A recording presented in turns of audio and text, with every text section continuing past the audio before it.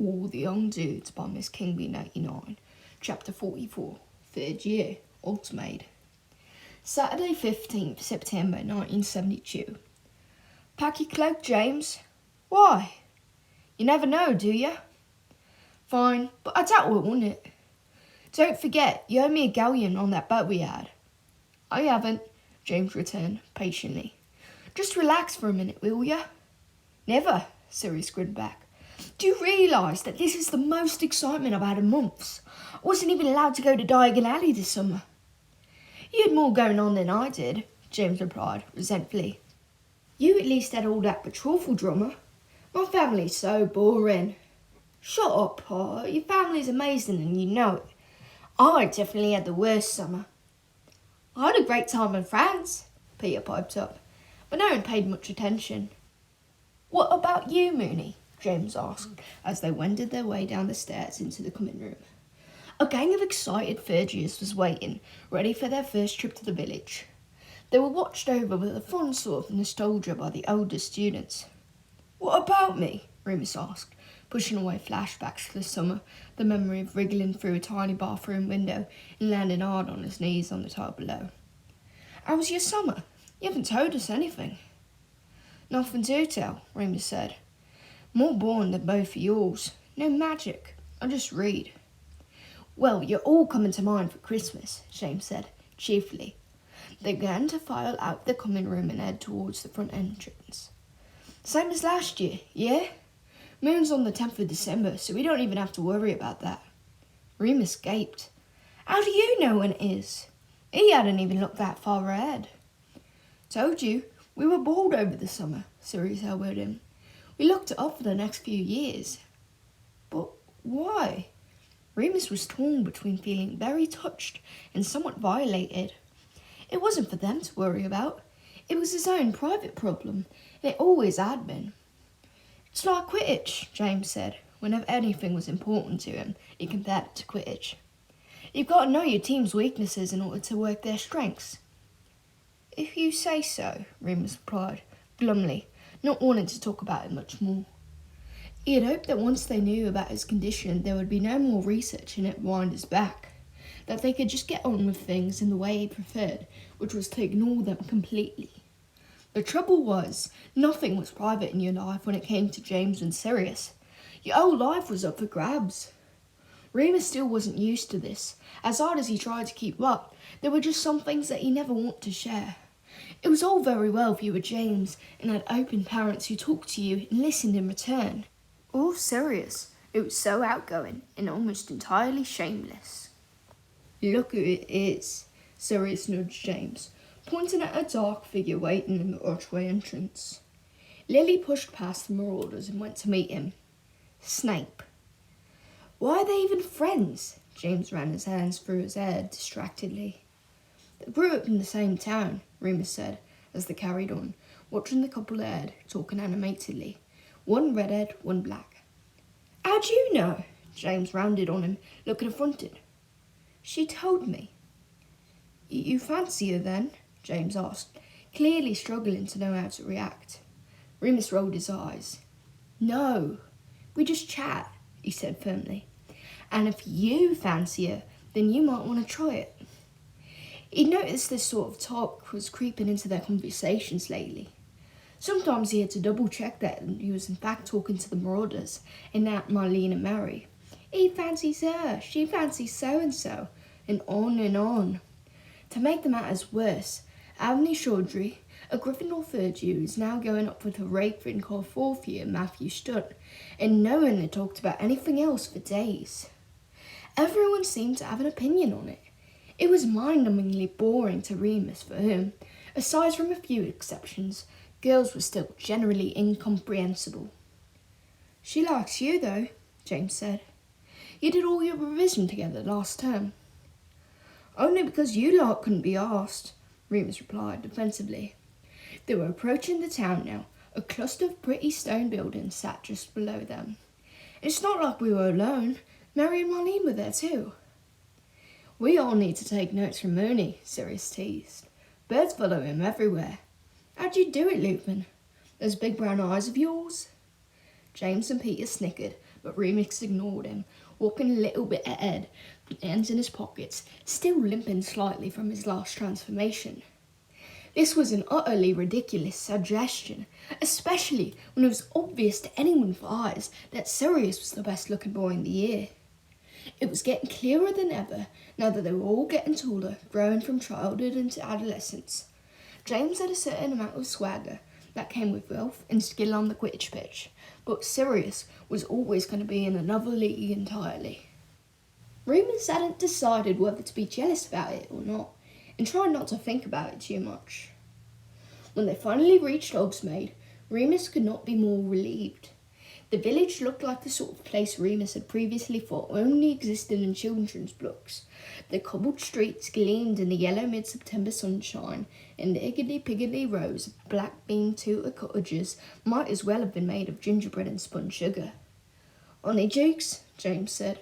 "Honeydukes," the others responded in unison. Remus had never entered the sweet shop through the front door before, nor had he ever been on the shop floor.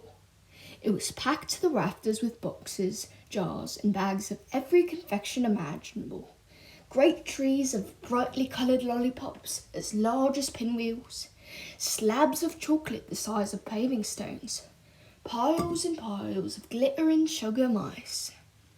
The shop was also packed with Hogwarts students, and the Marauders had to push and squeeze to even get close to the goods. They filled their basket with enough sweets to last them until Christmas, at least, before queuing for the till, managed by a very harassed-looking wizard with white hair. Remus realised that this was probably Mr. Honeyduke, and wondered whether the shopkeeper knew there was a secret tunnel in his cellar. After that, their next stop was Zonko's, the joke shop, which was just as busy as Honeyduke's, in one of the noisiest places Remus had ever been. Every few seconds, something seemed to explode, pop, or start whistling somewhere in the shop, accompanied by the delightful laughter of horrified streaks of students. James and Sirius were clearly at old hands at practical joke shopping, and made an efficient sweep of the premises, weighing up the benefits and downsides of each contraption like a pair of bankers at the stock exchange. Half an hour later, they were finally leaving, weighted down with bags full of dong bombs, trick wands, exploding inkwells, hiccup sweets, and bars of frog-spawned soap. Remus thought they had perhaps been a little short-sighted doing their shopping first, because next James and Sirius wanted to visit the Shrieking Shack, which meant leaving the main high street and facing an uphill climb, goods in tow.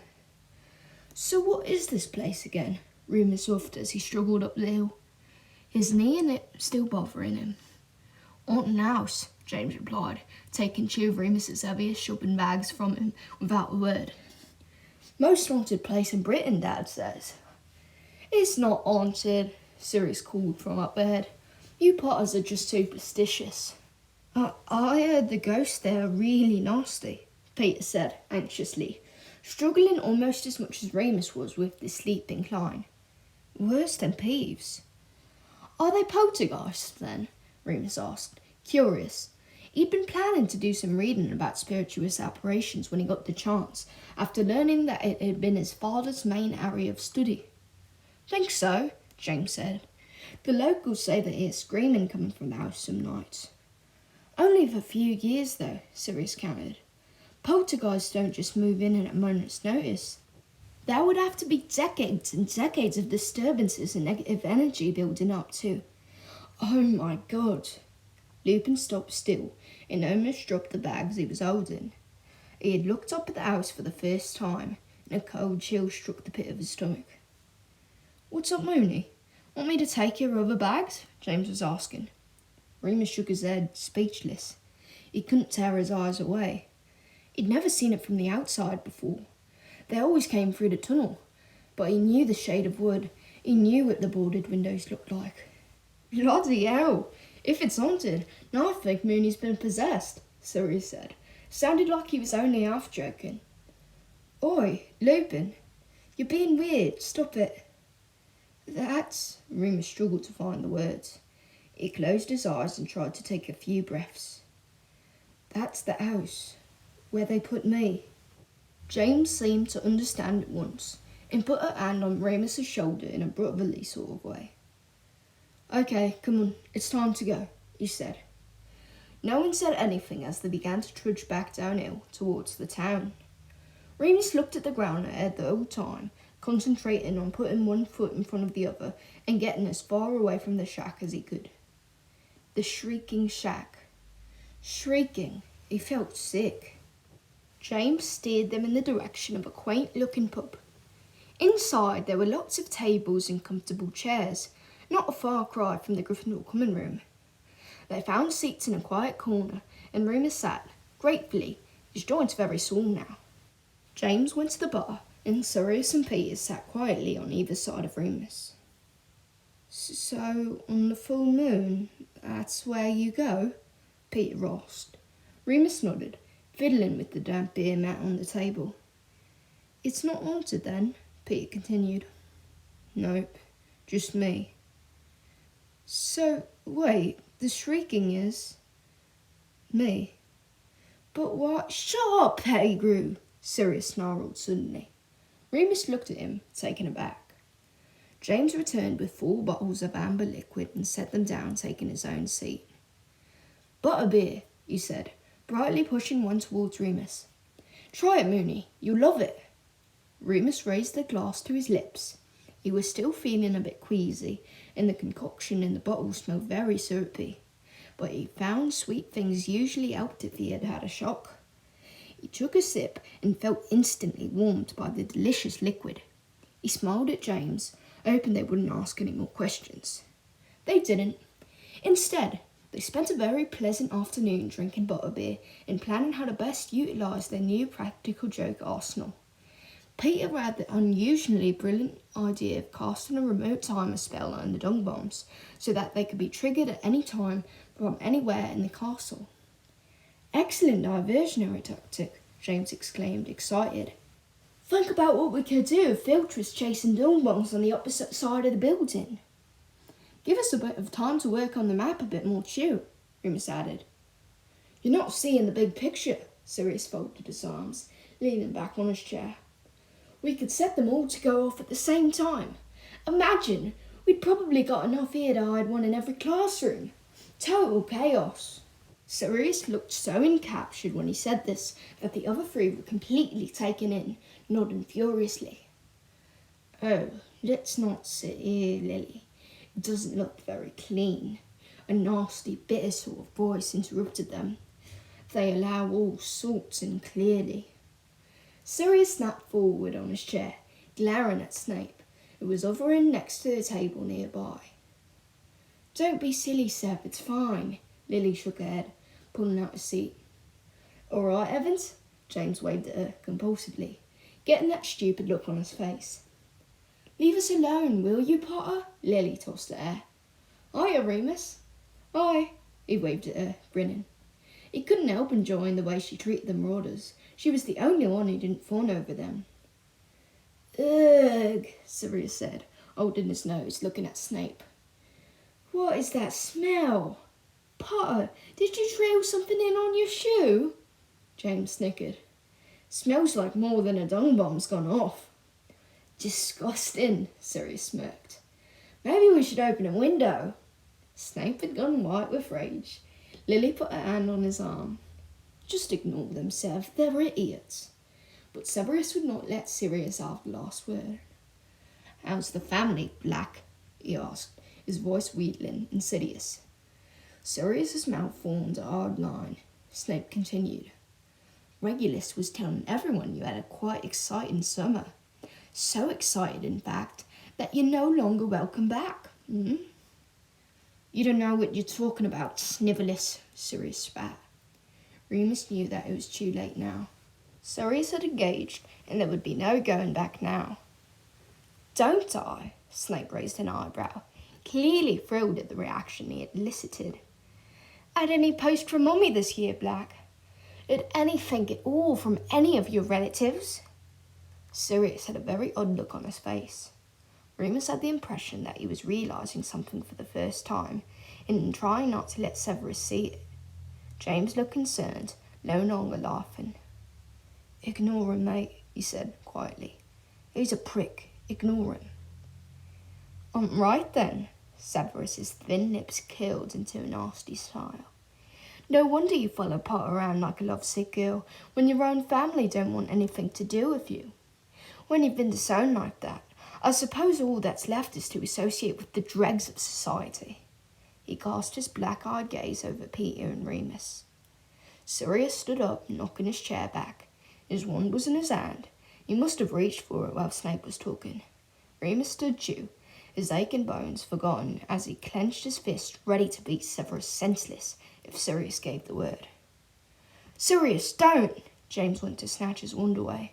They weren't allowed to perform magic in Hogsmeade. "Come on, Severus, let's go."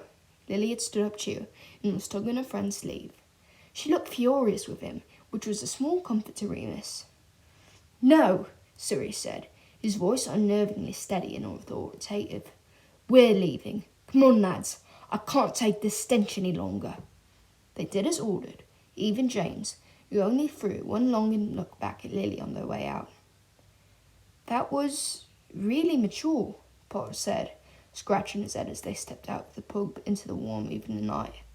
Sirius nodded, staring back at Hogwarts. "It's not over," he said, fiercely, the others struggling to catch up with his purposeful strides. "I'll show him! I'll bloody destroy him!" The Marauders were at war.